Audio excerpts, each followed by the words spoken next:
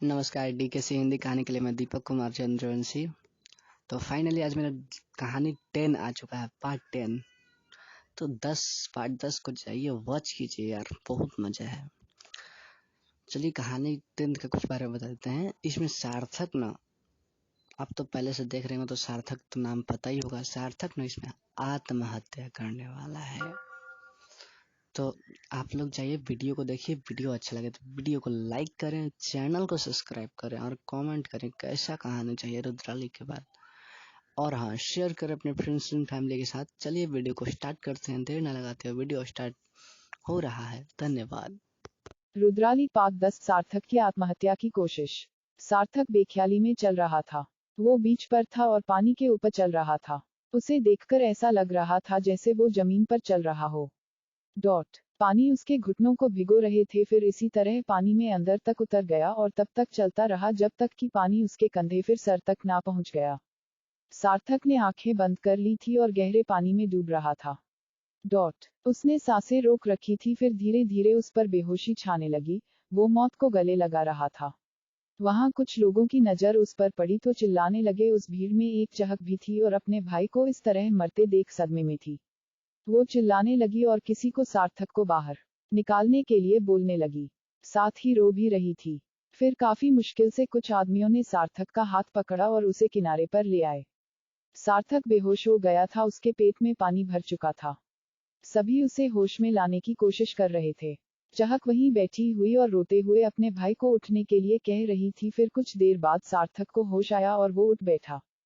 चहक उसके गले से लग गई और बोली, भैया भैया आप ठीक हो? सार्थक चुप था। चहक उससे अलग हुई। फिर चिल्लाते हुए बोली, आपकी हिम्मत कैसे हुई? क्या करने जा रहे थे आप? प्रश्नवाचक चिन्ह। आत्महत्या करने से पहले एक बार भी आपने मेरे बारे में नहीं सोचा? वो रोते हुए बोली। सार्थक चुप था और सर झुकाए था। चहक ने उसका चेहरा पकड़कर कहा, भैया आप इसलिए सुसाइड करने जा रहे थे ना क्योंकि आपको लगता है कि सब आपसे नाराज हैं और कोई माफ नहीं करेगा। लेकिन भैया मैं आपसे गुस्सा नहीं हूँ। बिल्कुल भी नहीं, सच्ची। मैं तो आपसे बहुत प्यार करती हूँ भैया। वो रोते हुए फिर उससे लिपट गई। सार्थक खाली आंखों से उसे देख रहा था। फिर सर झुका लिया।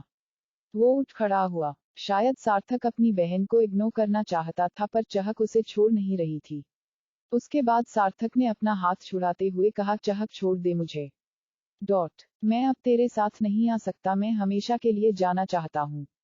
सार्थक ने निराशा भरी आवाज में कहा। चहक जाना चाहते हैं? कहाँ जाना चाहते हैं आप भैया? उसने कोई जवाब नहीं दिया। चहक उसका हाथ सहलाती हुई बोली, भैया मुझे पता है आप दुखी हैं लेकिन चिंता क्यों कर रहे हैं? मैं हूं ना आपके साथ।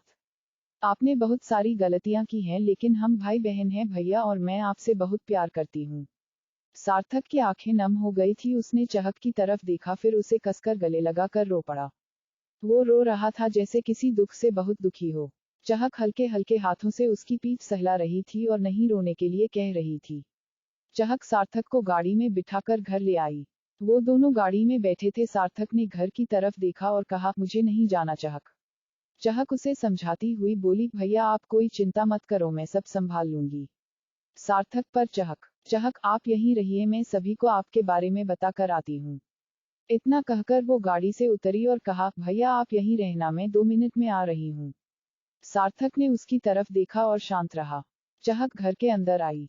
धरा ने उसे देखते ही कहा, चहक बिना बताए कहाँ गई थी? बड़ी देर से लौटी है। चहक खामोश खड़ी थी। फिर कहा, मॉम एक्चुअली मैं सार्थक भैया को लाने गई थी। धरा उसे देखने लगी। चहक ने आगे कहा, और मैं उन्हें साथ लेकर आई हूँ। धरा के चेहरे पर गुस्सा छाने लगा था। गौरी वहीं चुप खड़ी थी और घबरा रही थी। चहक, मम्मा पापा मैं जानती हूँ कि आप लोग मुझसे नाराज हैं लेकिन।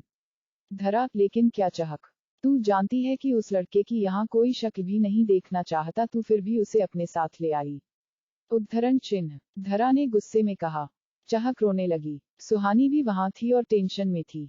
धरा बोली, तुझे पता है कि हम सार्थक से रिश्ता तोड़ चुके हैं। बेटा कहलाने के लायक नहीं है वो। जो औरतों की इज्जत नहीं कर सकता वो मेरा बेटा हो ही नहीं सकता। फिर तू क्यों लाई है उसे यहाँ? धरा चिल्ला रही थी। चहक ने कहा, मम्मा सार्थक भैया को अपनी गलती का एहसास है। प्लीज उन्हें माफ कर दो। और आप लोगों को पता है भैया ने सुसाइड अटेम्प्ट किया। धरा चौंक गई। सुहानी भी घबराते हुए बोली, क्या कह रही है तू चहक? सार्थक आत्महत्या करने वाला था। चहक हाँ दी। उन्होंने समुद्र में डूबकर अपनी जान देने की कोशिश की।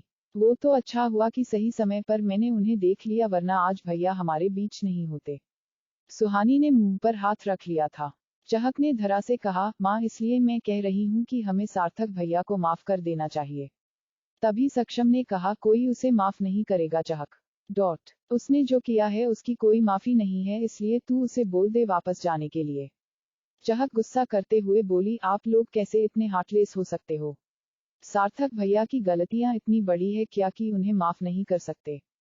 प्रश्नवाचक चिन्ह। सक्षम ने जवाब दिया, हाँ नहीं कर सकते क्योंकि उसने गलती नहीं गुनाह किया है। अपनी होने वाली भाभी पर गंदी नजर डाली। ढेर सारे लोगों के बीच उसे अपमानित किया, हैराश किया। चहक रो रही थी, फिर गौरी के सामने आकर हाथ जोड़कर बोलने लगी, गौरी भाभी प्लीज सक्षम भैया से कहो ना कि वे सार्थक भैया को माफ कर दें और घर में आने दें। मैं आपसे वादा करती हूँ, वो अब आपके साथ कोई बदतमीजी नहीं करेंगे, वो सुधर चुके हैं। गौरी सर झुकाए चुप खड़ी थी। चहक का रोना उसे अच्छा नहीं लग रहा था, फिर उसने सक्षम की ओर देखा।